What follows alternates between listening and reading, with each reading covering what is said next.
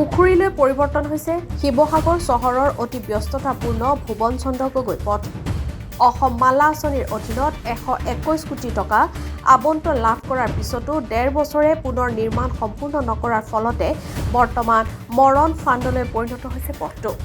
পূৰ্বৰ ঠিকাদাৰ শিৱহাৰলালকা শিৱসাগৰ সমষ্টিৰ বিধায়ক অখিল গগৈয়ে পথ নিৰ্মাণৰ কাম লেহেমীয়া কৰাৰ বাবে মাতি আনি সকীয়াই ধমক দিছিল। তাৰ পাছতো গা নলৰিল ৰাজনৈতিক আশিস পুষ্ট ঠিকাদাৰজনৰ।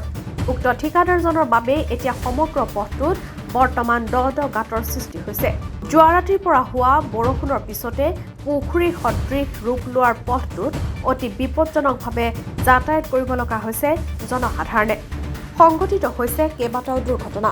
এই বিষয় লৈ মঙলবাৰে নৱনিযুক্ত শিৱসাগৰ জিলাৰ আয়ুক্তগৰাকীক কেইবাগৰাকীও সাংবাদিকে অৱগত কৰিছিল। বিজয়ৰ খুব বেয়া অৱস্থা, দোকানদাৰী কৰিবলৈ দিগদাৰ হৈছে। আমি ব্যৱসায় প্ৰতিষ্ঠান আজি 8 নমাহতে ভুগি আছোঁ আৰু গোটেই বৰষুণ দিলে পানী হৈ যায়, গাড়ী এক্সিডেণ্ট হয়, এক্সিডেণ্টৰ ফলত দিগদাৰ, কাষ্টমাৰটো নোহোৱাই হৈ গ'ল।